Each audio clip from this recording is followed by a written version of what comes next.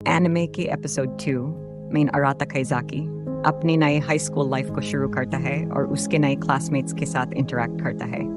उसे पता चलता है कि उनका फेलो रियल लाइफ सब्जेक्ट भी उनके स्कूल में ही है। Please subscribe and like this mister max explain channel. लेकिन उसका पता नहीं चलता। अराता अपनी क्लासमेट्स को पसंद करता है, लेकिन वो भी डर रहा है कि क्या उन्हें सच में एक्सेप्ट करेंगे या नहीं। इस एपिसोड में अराता अपनी नई जर्नी की शुरुआत करता है और अपनी पास्ट की मिस्टेक से सीखता है। Mister max explain. स्टार्टिंग में हम देखते हैं हराता काइजाकी को, जो कि अपने लॉकर खोलता है। उसमें दिखता है उसे एक चिट्ठी जो कि हिशिरो की थी। उसने उसके पैसे लौटाए थे। हराता ने देखा था कि उस चिट्ठी का फोल्डिंग का तरीका भी थोड़ा अजीब है। इसका मतलब कि वो हिशिरो का ही। उसमें एक स्टैम्प भी था, वो भी अजीब था। और फिर हराता अपनी क्लास में आता है, हिशिरो से मिलता है। वो उससे उस चिट्ठी के बारे में पूछता है, ये क्या है, तुमने पैसे दिए थे वो है। और हिशिरो से थैंक यू कहती है। लेकिन हराता उसके बारे में नहीं पूछ रहा था, वो उसके बारे में पूछ रहा था जो कि चिट्ठी में एक फोटो दी हुई थी, जिसे मैं स्टैम्प कह रहा था कि वो हिशिरो को अच्छी लग रही थी, मगर जो हराता को अजीब लग रही थी। फिर उसे बताते हैं कि मैंने बहुत मेहनत करी थी इस चिट्ठी को ऐसे देने के लिए। हराता उसे कहता है, मगर वो अंदर अंदर परेशान हो रहा था, मगर कहता है कि वो तुम्हारे तरीके अजीब होते हैं। हिशिरो कहती है, सॉरी, मैं आज से कोई भी टेक्निक का इस्तेमाल नहीं करूंगी, तुम्हें अजीब लगा तो सॉरी। उसके बाद हराता वहाँ से चला जाता है। लेकिन हराता को खुशी हो रही थी कि उसने कुछ तो किया। हराता को बुरा नहीं लगा हिशिरो की हरकत, बल्कि अच्छा लगा। उसके बाद फिर सीन चेंज होता है। सीन आता है कि उन दोनों के नंबर बहुत कम आए थे, हराता और एनोनोया के। वो दोनों ही ओका से स्माइल करते हुए माफी मांगते हैं। फिर हराता और ओका की लड़ाई हो जाती है। बहस करने लगते दोनों कि तुम क्यों नहीं पढ़ते। हराता कहता है वो कि तुम लड़कियों की बातें करते रहते हो हमेशा। बात तो है कि 27 साल का होने के बाद भी मगर लड़कियों को पीछा भी नहीं छोड़ेगा, बल्कि 10 साल की छोटी लड़कियां लगता है। एनोनोया उससे मजे लेने लगती है कि तुम हिशिरो को इतना मजाक क्यों कर रहे हो। उसके बाद फिर सीन चेंज होता है स्पोर्ट्स पीरियड में। हराता सोचता है आज तो मेरी बेइज्जती होने वाली है पक्का। उषा सर जो कि स्पोर्ट्स टीचर थे, वो सबको लाइन से बिठाते हैं। फिर उषा सर असाजी को खड़ा करते हैं और वो कहते हैं तुम शुरू हो जाओ। और फिर जब बॉल फेंकता है तब उसकी बॉल बहुत दूर तक जाती है। और फिर असाची सबको थैंक यू कह के चला जाता है। हराता जो है अंदर ही अंदर से परेशान हो रहा था कि सबने कितने। एक पर्चा देखता है, पर्चे में लिखा था कि 3rd ईयर के स्टूडेंट को फेंकनी होगी बॉल, 28 मीटर तक फेंकनी होगी। और उसके बाद बारी आती है इरुकाई की। और फिर इरुकाई जब बॉल फेंकता है तो बहुत जोर से बॉल फेंकता है और लगती है हराता की तरफ बहुत जोर से बॉल मारता है वो। और पता नहीं क्यों मारता है हराता की तरफ। हराता जवाब देता है कि अबे बॉल देख के तो मार। और तभी आसाजी इरुकाई से पूछता है कि तुम कहाँ निशाना लगा रहे हो। लेकिन इरुकाई कहता है कि उसका ध्यान कहाँ था हराता का। लेकिन जो इरुकाई है वो हराता से चिढ़ रहा था, पता नहीं क्यों चिढ़ रहा था। और जब ओगा की बारी आती है तो वो सिर्फ 2 मीटर तक ही बॉल फेंक पाता है और सभी लोग हंसने लगते हैं। और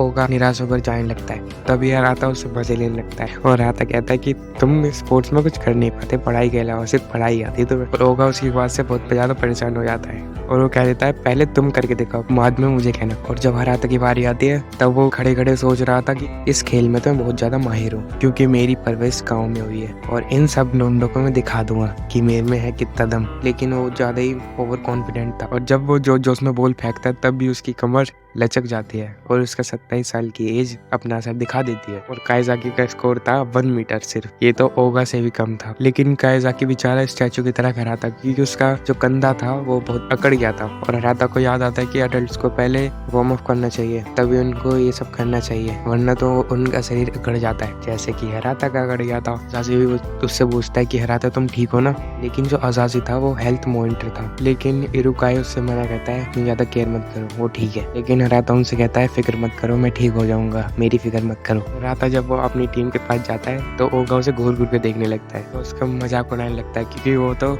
ना तो पढ़ाई में अच्छा है ना स्पोर्ट्स में, सब में हराता का डब्बा गोल। और उनकी बात सुनकर रियोयो की भी हंसने लगता है। रियोयो की बारी आती है और फिर सीन चेंज होता है लड़कियों की तरफ। लड़कियां फिर भाग रही थी, उसमें कारियो तो एनोनोया थी। एनोनोया और कारियो भागती हैं तो उसमें फर्स्ट जाते हैं कारियो। और लड़के मतलब कि ओगा और हराता सोचने लगते हैं कि कारियो कितने अच्छे एथलीट है। और लड़कियों की एक और बार रेस होती है, उसमें तमाराई जीत जाती है। और ओगा हराता से कहता है तमाराई बहुत अच्छी एथलीट है। और जो तमाराई थी फुटबॉल टीम की कैप्टन थी और जो कारियो थी ना वाइस कैप्टन है। लेकिन जो कारियो और तमाराई थी वो एक अच्छी दोस्त थी और बहुत ज्यादा क्लोज थी। और ओगा हराता से बताता है कि ये दोनों एक साथ ही लंच करते हैं, बहुत ज्यादा क्लोज फ्रेंड है। हराता सोचता है कॉम्पिटिटर्स दोस्त भी हुआ करते हैं, हमेशा अपोनेंट के खिलाफ नहीं होते। जो हराता था उन दोनों को घूर-घूर के देखने लगता है क्योंकि ये दोनों कितने ज़्यादा प्यार से रहती हैं लड़कियों से। तभी इरुकाई आता है, हराता का कान पकड़ता है। इरुकाई कहता है कि तुम तमाराए को बुरी नज़र से देख रहे थे ना? तभी आसाशी आता है और इरुकाई को ले जाता है। आसाशी हराता से बताता है कि तमाराए का नाम याद आते ही इरुकाई के तन-बदन में आग सी लग जाती है और आसाशी उससे सॉरी कहकर चला जाता है। और ओगा उसे बताता है कि इरुकाई और तमाराए बहुत पहले से ही स्कूल में को बुलाती है, लेकिन हिशिरो को उसका नाम नहीं पता था, इसलिए वो कारियो को लाल बालों वाली कहती है, मगर कारियो को इस बात से चिढ़ जाती है। कारियो कहती है मेरे को मेरे नाम से बुलाओ, लाल बालों वाली नहीं। और हिशिरो उससे सॉरी मांगती है और कहते हैं कि सॉरी मेरे को तुम्हारा नाम नहीं पता था, लेकिन कारियो नहीं मानती।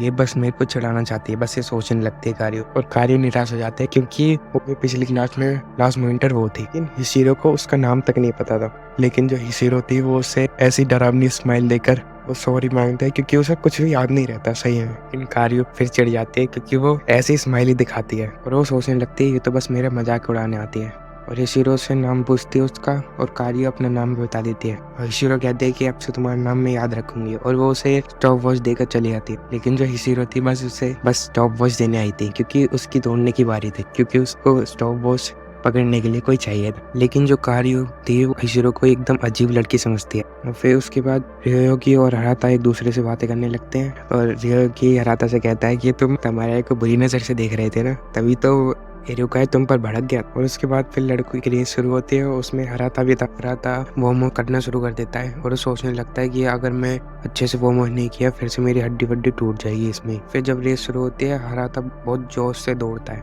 लेकिन जो हराता था वो दौड़ते दौड़ते अनबैलेंस होकर गिर जाता है। तभी उसे याद आता है जब स्पोर्ट्स डे के दिन अडल्ट दौड़ते थे तो वो भी अनबैलेंस होकर गिर जाते थे, लेकिन हराता उठ नहीं पा रहा था। तभी वहाँ पर आसाशी आता है, लेकिन वो कहता ठीक है, मगर उसको चोट लग गई थी। आसाशी था वो उसे नर्स के पास ले जा रहा था, वो भी उसे गोद में उठाकर, और उसके सभी क्लासमेट्स उसे देखने लगते हैं घूर घूर के।